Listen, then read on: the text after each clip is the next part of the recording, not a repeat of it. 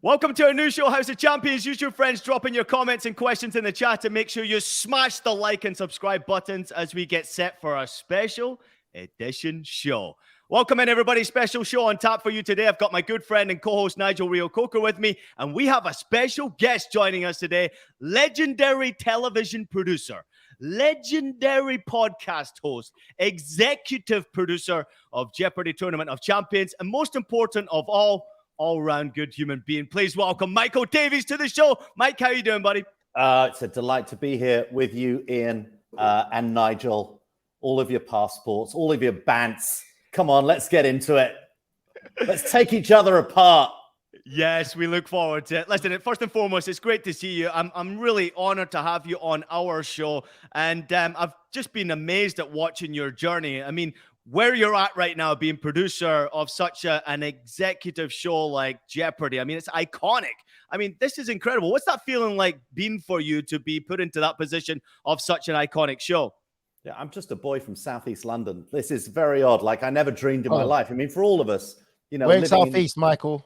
Blackheath, Greenwich. Blackheath. Oh, you're way down there. All right, mate. Croydon boy.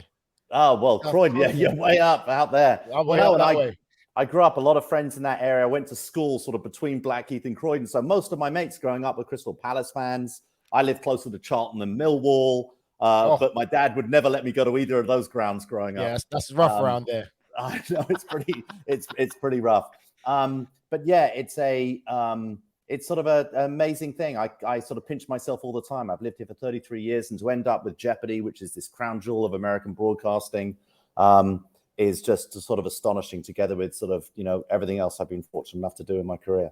Yeah, it's pretty amazing. But Tournament of Champions is airing right now with Ken Jennings, possibly the greatest ever contestant on Jeopardy, now hosting the show. How's it going so far for you? How's it going for Ken? Look, here's the thing about Jeopardy. Jeopardy is on American television. There is the NFL, which is number one. It beats everything. American football. Number two, ahead of every drama, ahead of every other sport, ahead of every other comedy, ahead of every other thing in television, is Jeopardy. It is an American institution. People love it. And it brings so much joy to so many people. And the Tournament of Champions is the greatest thing that happens in Jeopardy all year. These amazing champions and super champions who've won more than 4 episodes, you know, super champions, more than 10 episodes. In the case of someone like Amy Schneider or Madame Modi or Matea Roach, 20 plus, 30 plus, 40 plus episodes. They come in and with pride on the line, they play against each other. I tell everyone that Jeopardy is a sport. I know it's not a physical sport. I know they're not testing themselves, but it's a game where our champions have to show, you know, calmness under pressure. They have to be consistent. They've got to bring it. They bring it against fierce competition. It's a game of skill. Jeopardy is not a game of luck. It is a game of skill, and it's just an honor to do it. Yes, the tournament started on Halloween a few nights ago. It goes on for another X number of weeks and days. I don't want to reveal it because it would spoil the ending for the Jeopardy super fans who are watching and listening. But it's just an outstanding tournament, amazing people. We couldn't be more excited for it. Michael, being a Londoner like yourself, what would you say is the closest comparison to English TV? I can think of one show. It doesn't exist anymore. But back in the day, would you say Blockbusters was our equivalent to Jeopardy? How good was Blockbusters, Nigel? It was great. I used to rush home from school. And Blockbusters was an American television format, actually, but it didn't ever work in America. And it came over to Britain, and it was tea time television, where it was like high school, like sixth formers, right, would go on the show. Bob Holness, I think, was the name of the host. I'll have an E, please, Bob. And he would, it was sort of, it was like an abbreviation game, and I loved Blockbusters. But I think maybe the better comparison is, well, there's obviously University Challenge, which is based on College Bowl, but Mastermind, which was a great British show. Magnus Magnuson. Yeah. And Mastermind, a great British TV show. It was developed by a guy who was cross-examined by the Gestapo in the 1940s. And he took his interrogation as the inspiration to form a game show. And so it was the most pressure he was ever under in his whole life, was being cross-examined by the Gestapo. And he turned that into a game show where people would come on and defend their expertise against this Germanic host, Magnus Magnuson. I've started, so I'll finish. And he would ask them under a spotlight these incredibly difficult questions. It was brilliant TV. Yeah, it really was. Yeah, I think fantastic. the thing with Mastermind, Right, sorry, Nigel. I think with Mastermind, the thing is though, Mastermind was very serious and very Yeah. intense. While with Jeopardy, still you get to have a lot of fun, a little bit of humor to it. As much as it's serious, it's got that right balance. But Mastermind, oh yeah, you would think your life is about to be over, like something could happen to you if you don't win this game show. Yeah, I love it. You're so right, Nigel. So Jeopardy is basically Mastermind meets Blockbusters. It's so good. It's the two. It's got the fun of Blockbusters and it's got the seriousness and the difficulty of Mastermind. I think we were kind of spoiled when we were growing up watching these games. It was certain games that you just didn't want to miss. I mean, I used to love watching Question of Sport back in the day myself for obvious reasons as well, which I mean, there was so many of them. And now, obviously, watching you being a part of Jeopardy is pretty cool for us in particular who are out here working in the United States. Now, I want to ask you a question about footy because I know you're a big Chelsea fan. I'll leave that question for Nigel, but I want to ask about England and their chances at the World Cup. I mean, I think that England have got a great squad. They can go deep in the competition. You know, as you can hear by the accent, I hope that they don't win the World Cup. But what do you think about England's chances of winning the World Cup? Yeah.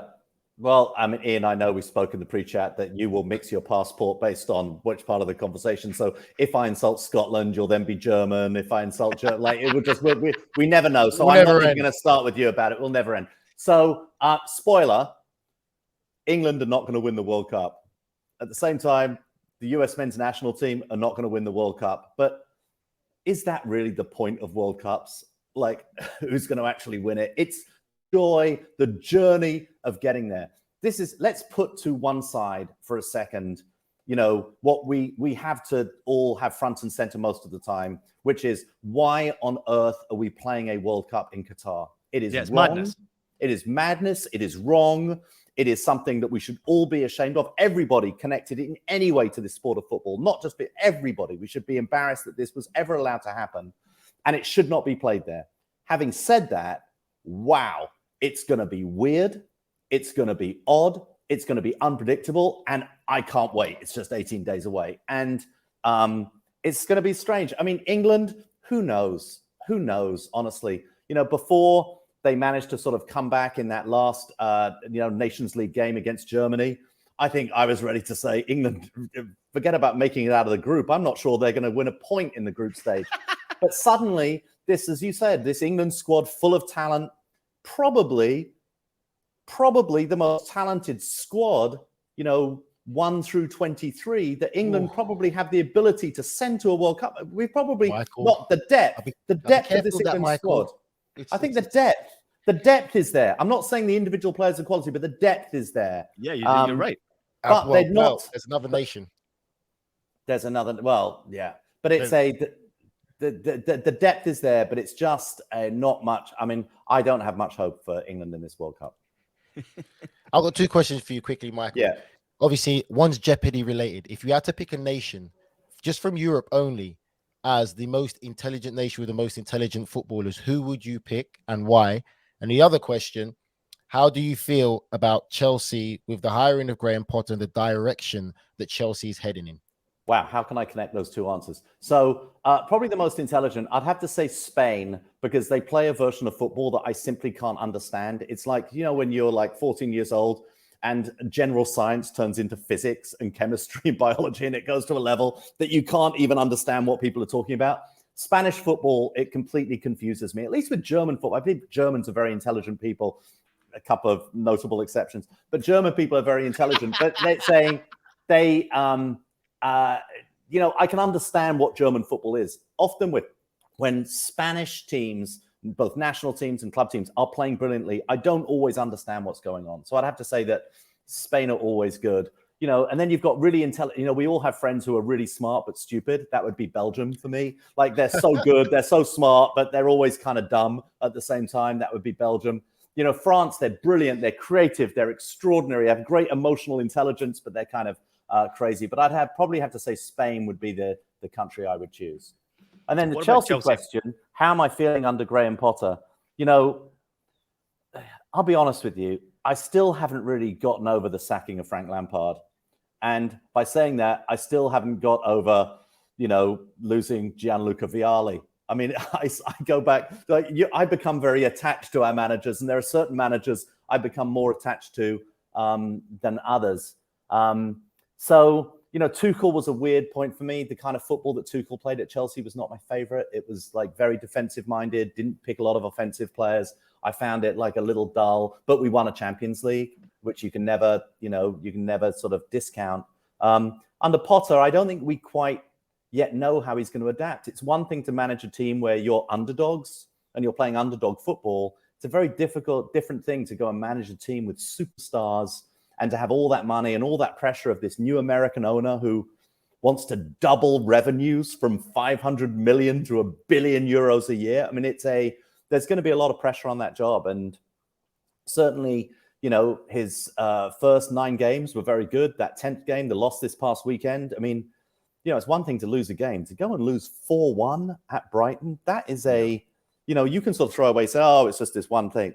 A 4-1 loss, Nigel, you'd know. You've been there on the pitch in big losses. You don't usually. No, I'm not saying that. That wasn't a dig at all. But you've been there. That was wins. That was a great thing.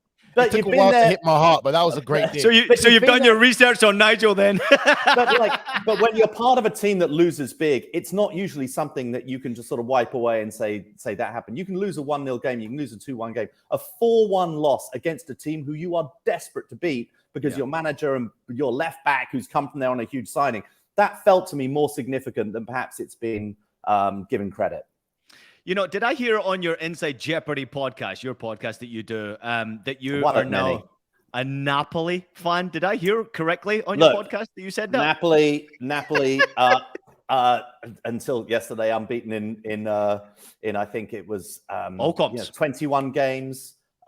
They'd won something like 13 in a row, and then they go obviously to Liverpool and they get stuffed yesterday. I have become a Napoli fan this season. I've really sort of nailed my colors. I'm very much behind Luciano Spalletti. I think this is an exciting team. It's purely a coincidence, of course, that at the point that I become a Napoli fan, that they then go on this amazing run. But yeah, Napoli have become my Serie A team, and that's really sticking. Although the reality is, my first team at Chelsea, and when you've got a first love, I've got side teams. Crystal Palace, who I still love, Napoli. I've got a very, very soft spot for Saint Etienne, who play in France. I don't know why. It's a long story. But the difference is when your side teams win, you feel all the great feelings. But when they lose, you're not devastated. Yeah. Your first Who's team. Your German team. I just want to know who your German team is. St. Pauli. It's got to be St. Pauli. Do you know what? I don't really know that I have a German team. I've only ever been to one stadium in Germany, and that's actually not true. It's the World Cup in 2006. I went everywhere. But I've only ever seen one Bundesliga match, and that was at Allianz when I saw Bayern Munich. But I don't know. It's the sorting hat, from Harry Potter, which chooses which team you go. The German sorting hat has not yet chosen me for a German team. Listen, we're going to get you to a St. Pauli game at some stage. I think you'll fit in perfectly with our culture, with our group, with our family. We are a different, unique football club. Obviously, the club that I played for, obviously the club I still support. Second division, Bundesliga. It's a different level as well. Let's get to some Jeopardy questions before we get into the game. I have a contestant who might be good for you as well. James Bench, who is one of our co-hosts on House of Champions. I think he'd be a good contestant for you at some stage, but there hasn't been a better contestant than anyone than Ken Jennings. Okay. He's an Arsenal fan. I want to know how Ken is transitioning into the role of hosting Jeopardy. I mean, I've been fascinated watching his journey, first to 1 million, first to 2 million, and then all of a sudden being a host of Jeopardy. That is a unique situation. So how is he transitioning into this role of host now? Yeah, he's the greatest Jeopardy player of all time. Won, I think, 76 games in a row back about sort of 12, 13 years ago. And now he's the host. Very often we see this in football, right? Is the greatest players don't often become the greatest managers, the greatest, when they move up into a different role. Ken, though, is something else because, he has this ability that when, a contestant gets a difficult clue right, something that even Ken, the GOAT, would have struggled to get right, he can just give a little yes.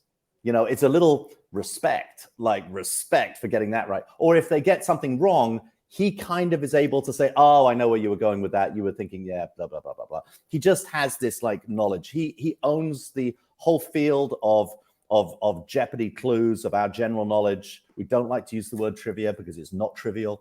and he sort of owns the material, and he's superb at it. Really, really superb at it. And by the way, a football fan. I love to hear that. Here's a couple of duos that you might recognize: Andy Cole, Dwight York, Robbie Keane, Dietmar Berbatov, Shearer, and Sutton. I mean, double acts, just the dream double acts. How about this double act here? Michael Davies and Roger Bennett. I mean, tell us the key to finding a successful partnership or a successful double act. You guys have been awesome. I first met you both in 2014 in Brazil when I ran up to you like a fanboy, just said, I got to meet you guys. Great to shake your hands. But you guys have done an amazing job for soccer podcasting, for soccer entertainment, and you are a tremendous double act. So what's the secret? Yeah, it's great. I remember that, Ian. I thought we were being mugged. A Scotsman, I don't blame you. Actually the least frightening man in Rio de Janeiro, to be honest. It was I think, look, the secret to it is that Roger and I are mates, and we never intended to do this. This was never meant to be a business. It was never meant to be a TV show. It was just two people who, back in the, we all, soccer is huge now in the United States compared to when it all was when we started covering the sport in this country. Yeah. And just think of how far it's come. I remember when I first moved here in 1989, 1990, I couldn't get the 1990 World Cup on English-speaking television. What didn't exist. And now for where it's come after the World Cup was here in 94, and then, 98 when Disney ABC started taking it really seriously and putting it in prime time and ESPN, and then everything that's built through the 2002, 6, 10, 14, 18, 22 World Cups, Premier League becoming huge over here. Every league, every streaming service has the rights to something. The rights are in the hundreds of millions of dollars. We've got young American players playing all over the world at great teams. It's just in a different place than it's ever been before. Talks about Lionel Messi coming and playing in Miami. It's surreal to think that this would be happening. Roger and I just started covering this sport at a point that very few people were talking about it. And we found it funny that we would do a show, two bald Englishmen would do a show trying to translate the intricacies and idiocies of English soccer to Americans, this weird group of Americans who were into it. And we were speaking to 7 people. We knew them all by name. Those are still the same 7 people who sit front row at all of our shows. And that we get to do this, every week. Roger is insane. I mean, Roger makes content every single day of the week and multiple hours of the day. I just show up on Mondays and Wednesdays and I read the script and I do the stuff and I go on stage with him. We're about to set up on a World Cup. We're going to do a tour all around the country. Nice. And we're going to be on Twitch doing sort of live commentary and live streaming the games. Every time we do a World Cup, it sort of grows us. 2014 was a big moment for us here. And that's really when Men in Blazers got into the public consciousness. And look, for all of us, a rising tide lifts all boats. This World Cup, and then for all of us building towards 2026 and the World Cup in the NAFTA territories in the USA, Canada, and Mexico. And it's a very, very good thing for all of us. And I'm very happy living in a country now that is genuinely becoming a true soccer nation. Well, you and Roger are one of the reasons why. I mean, you're a part of that process. You absolutely have helped maintain soccer culture, and you've also introduced it to so many new people. And there are so many more soccer fans, football fans in this country now because of your show and because of your dedication. So we can't thank you enough for that. And it's one of the reasons why we're here even now. So continue to do great things on the soccer front. We appreciate that. Balds always win. Nigel's in your company. Don't worry about that. He's gone with the baldness as well. Good-looking bald. Couldn't imagine Nigel with hair. Dodgy mustache. He couldn't pull it off. Don't worry about it. Yeah, Nigel looks so good. You look so good, mate. You could not look better. What a handsome bald. Exactly. Hey, Mike, would it be okay if we played a little bit of House of Champions Jeopardy with you? Yeah, let's do it. Let's hope you've got 5 or 6 great categories to choose from. Do you know, we have one of the most entertaining and talented producers, Des Norris, right behind the scenes here, who produced this wonderful game for us that we thought we would challenge you against Nigel. And I feel like this is going to be something pretty entertaining that even our viewers would like. But I'd also like to test your knowledge and test Nigel's knowledge. So, Nigel, would you like to go first or would you like Mike to go first? Are you nervous or what's it? Mike's our guest. He's the superstar. He can go first. Go ahead, guess. What you got? Well, I'm really good at transfers, Serie A, and laws of the game. Those are those are my big categories. I excel in those areas. Champions League, I'm sneaky good. But Nigel, because I'm a guest on your show, let's go with Premier League and World Cup. I'm sure those are stronger areas for you. So let's take those on. Let's just keep it in the flow. I'm tempted to go for one. Maybe I was going to go right in on $1,000 laws of the game because I love the laws of the game. But let's go in. So let's go World Cup for $600. World Cup for $600. All right, here we go. This is the only nation to top the FIFA World Rankings without ever winning a World Cup. What is Belgium? Woo! Who are Belgium? Wow! I love to see it. Great. Nigel, no pressure on you, buddy. That was incredible right there. Michael for 600. Absolutely love it. Nigel Reo-Coker, what you got for me? 400. Not a shock. Nigel's gone safe. Premier League for 400. These three teams currently occupy the relegation zone. Who is Nottingham Forest, Wolverhampton Wanderers, and Leicester City? Nigel Reo-Coker for 400 right there. Well done, Nigel Reo-Coker. You're on the board. I like to see it. Michael Davies. I got to ask Nigel, though, just follow-up question here, because we can edit it from the final show.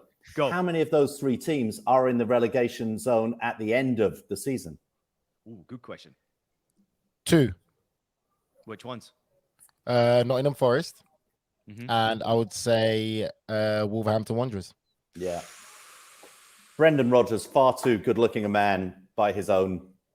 Leicester will come good, but those two teams, Plus, they were brilliant the other week there as well with a big victory the week against Wolves, wasn't it? Recently, that was a fantastic performance. Mike, you're up next. Let's go. Well done. I will go World Cup for 400. Oof. These two nations made their World Cup debuts in 2018. Wow. Wow. That is hard. 2018 is the last World Cup, mate. Come on. I know, and yet it's trying to think of who had never made it before. So much football. You do remember where the World Cup was taking place, right? Yeah. Who are Panama? Yes, correct. And it's going to be a European nation that didn't exist before it. And I'm trying to think of what European nation didn't exist before it. Macedonia. I can give you a clue, but Nigel will get mad at me. Who are Macedonia? It's not Macedonia and Panama.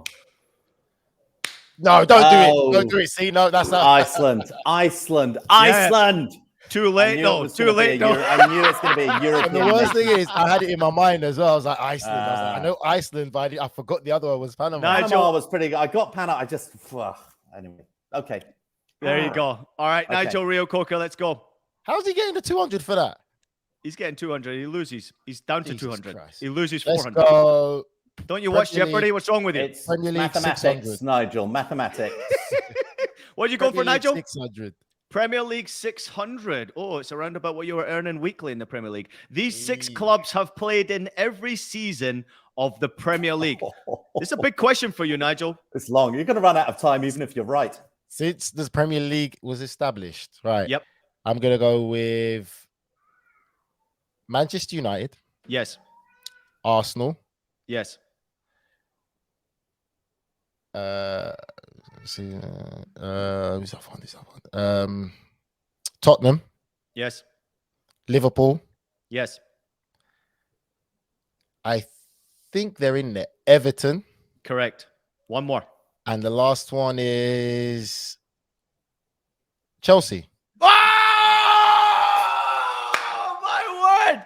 Nigel Reo-Coker, you absolutely nailed it right there. That is incredible. I didn't want you to get that wrong because I wanted you to include and give respect to my beloved Chelsea Football Club. So I'm happy you got it in the end.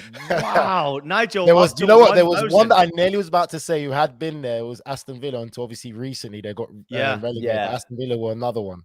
Didn't you take them down? Didn't you get relegated with them? Nah, I left before them, mate. I left that sinking ship beforehand. Not me. Last thing I've got to say is just it's great to have you, Nigel. We're giving you a ton of credit for winning today because you were well excellent played there.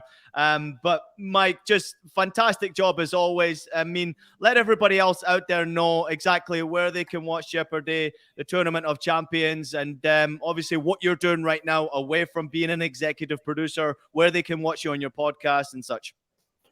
Jeopardy, check your local listings. It's going to play in between 7 and 8 o'clock in most of your markets. In certain places, it plays at different times of the day, but it's on everywhere. Honestly, search for Jeopardy. You know how to go and find it. The other big stuff, Good Morning Football. If you want to get into the NFL, but you don't know how to get into the NFL, Good Morning Football on the NFL Network, 3 hours every single morning. It's one of the best shows I've ever been associated with, one of the best shows I've ever produced.